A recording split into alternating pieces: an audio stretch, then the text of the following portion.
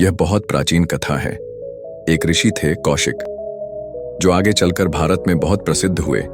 जब वे एक युवा भिक्षु थे, तब एक दिन वे हमेशा की तरह नदी में स्नान करने के बाद जंगल में एक पेड़ के नीचे ध्यान करने बैठ गए। वे अपना मुख थोड़ा ऊपर करके ध्यान करने का प्रयास कर रहे थे। उसी पेड़ पर एक पक्षी बैठा था। पक्षी ने अपनी गंदगी युवा भिक्षु के मुख पर गिरा दी। यह देखकर युवा भिक्षु को बहुत क्रोध आया, क्योंकि वे अभी अभी नदी से स्नान करके आए थे और ध्यान में डूबने का प्रयास कर रहे थे। लेकिन इस पक्षी की वजह से अब उन्हें फिर से नदी में डुबकी लगानी पड़ेगी। भिक्षु की आंखें क्रोध से लाल हो गईं। उन्होंने बड़े क्रोध से पक्षी की ओर देखा। उन्होंने उस पक्षी को इस प्रकार घूरा कि पक्षी क्षण भर में जलकर राख हो गया। यह देखकर युवा भिक्षु को बड़ी आत्मिक शांति मिली। वे प्रसन्न हुए कि मेरी तपस्या की शक्तियों का कुछ लाभ मिल रहा है। उसने पुनः नदी में स्नान किया और अपनी साधना करने बैठ गया। दोपहर को वह भोजन मांगने के लिए जंगल के पास वाले गांव में गया। वहां एक घर के बाहर खड़े होकर उसने पुकारा, भिक्षा दो। अंदर से एक स्त्री की आवाज आई, कृपया थोड़ा रुको, मैं थोड़ी देर में आ रही हूं। यह सुनकर युवा भिक्षु क्रोधित हो गया, क्योंकि आज सुबह उसने एक पक्षी को जलाकर राख कर दिया था, जिसने उसे सुबह सुबह परेशान किया था। इस घटना ने उसके आध्यात्मिक अभिमान को हवा दे दी थी। वह और भी जोर से चिल्लाया, भिक्षा दो। फिर से उसी स्त्री की आवाज अंदर से आई। मैंने कहा, कृपया थोड़ा रुको, मैं आ रही हूं। यह सुनकर युवा भिक्षु और अधिक क्रोध से भर गया और वह और भी जोर से चिल्लाया, भिक्षा दो। वह चिल्लाता रहा। तभी अंदर से एक महिला हाथ में भोजन की थाली लेकर निकली। युवा भिक्षु ने उस पर चिल्लाते हुए कहा, मैं दिव्य शक्तियों वाली एक महान भिक्षु हूं। तुम मुझ जैसी भिक्षु को प्रतीक्षा कराने की हिम्मत कैसे कर रही हो? इस पर महिला ने कहा, तुम्हें इतनी जल्दी क्यों है? मैं अपने पति को भोजन करा रही थी। वह दोनों आंखों से अंधे हैं, कुछ भी नहीं देख सकते। लेकिन तुम थोड़ा इंतजार तो कर सकते हो, है ना? युवा भिक्षु ने महिला को गुस्से से देखा। महिला ने कहा, तुम मुझे ऐसे मत घूरो। मैं कोई पक्षी नहीं हूं जो जलकर राख हो जाऊंगा। यह सुनकर युवा भिक्षु की आंखें फटी की फटी रह गईं। उसने पूछा, लेकिन तुम्हें यह कैसे पता? महिला ने कहा, कोई बात नहीं, लेकिन तुम मुझे ऐसे मत घूरो। भिक्षु ने सोचा कि उस घने जंगल में तो कोई भी नहीं था। फिर इस महिला को उस पक्षी के बारे में कैसे पता चला? उसने पूछा, कृपया बताओ कि तुम्हें यह कैसे पता चला?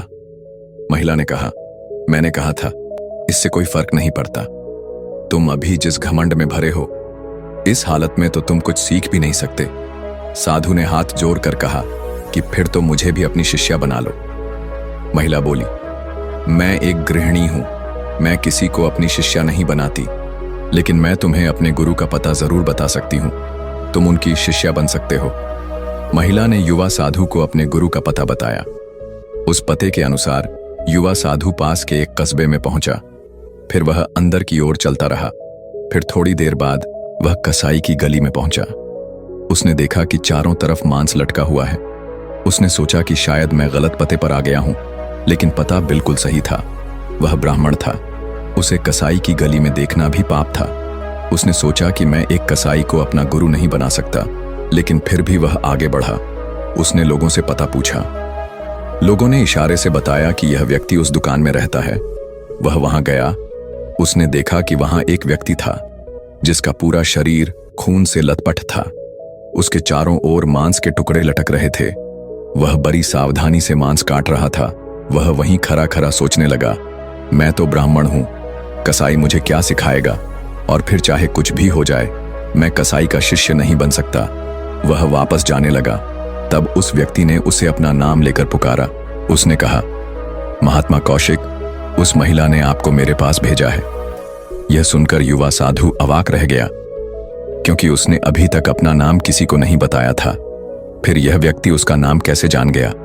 उसने कहा, आप थोड़ी देर रुकिए, मुझे अपना काम पूरा करने दीजिए। साधु वहीं खड़ा रहा। उसे उस कसाई खाने में दम घुट रहा था। थोड़ी देर बाद उसने अपना काम समाप्त किया और उन युवा साधु के पास आया और कहा, आप मेरे घर आइए, हम वहीं बैठकर बातें करेंगे। वे दोनों घर आ गए। घर आकर उसने उसे बैठने को कहा और खुद भी गया, नहाया और साफ कपड़े पहनकर बाहर आया। बाहर आकर उसने कहा, थोड़ी देर रुको, तब तक मैं अपने बूढ़े माता पिता की सेवा करके आता हूं। वह गया। उसने अपने बूढ़े माता पिता की सेवा की, उन्हें खाना खिलाया और फिर वह युवा भिक्षु के पास आकर बैठ गया। उसने पूछा, बताओ तुम्हारा सवाल क्या है? युवा भिक्षु ने कहा, सुबह उस महिला को उस पक्षी के बारे में पता चला और यहाँ तो मेरे आने से पहले ही तुम्हें मेरे बारे में सब कुछ पता चल गया। तुम्हें यह सब कैसे पता है और हम ये सब कैसे जान सकते हैं? मैं तो बस इसका तरीका जानना चाहता था। उस व्यक्ति ने कहा कि यह बहुत आसान है, बस किसी भी काम को पूरी भागीदारी और ध्यान से करो, चाहे वह कोई भी हो। वह महिला अपने अंधे पति की देखभाल करती है। वह उस काम को पूरी लगन और भागीदारी के साथ करती है। वह उसमें कोई कसर नहीं छोड़ती। मैं अपने माता पिता की सेवा करती हूँ, मैं इसे पूरी सावधानी से करती हूँ, मैं इसमें कोई कसर नहीं छोड़ती। मैंने कसाई बनना इसीलिए चुना ताकि मैं जानवरों को कम से कम दर्द के साथ काट सकूं। अगर मैं यह काम नहीं करती तो कोई और करता, और मुझे नहीं पता कि उसने जानवरों को मरने से पहले कितना दर्द दिया। मुझे लगता है मैं यह काम सबसे अच्छे तरीके से कर सकता हूं। इसलिए कुछ भी करो, लेकिन इसे पूरी करुणा, भागीदारी और ध्यान के साथ करो। जब हम ऐसा कुछ करते हैं तो हमारे अपने विचार शांत हो जाते हैं, और जब हमारे अपने विचार शांत हो जाते हैं तो जो भी लोग हमारे आसपास हैं, हम उनके मन में विचारों को भी पढ़ सकते हैं और उनके बारे में जान सकते हैं, जैसे उस महिला ने आपके विचारों को पढ़ लिया था। दोस्तों, हमें इस कहानी से यह सीखने को मिलता है कि हम जो भी करें उसे पूरी संवेदना के साथ करें, बिना किसी काम से अपनी पहचान जोड़े। जैसे उस व्यक्ति ने कसाई का काम पूरी संवेदना के साथ किया, बिना उस काम से जुड़े।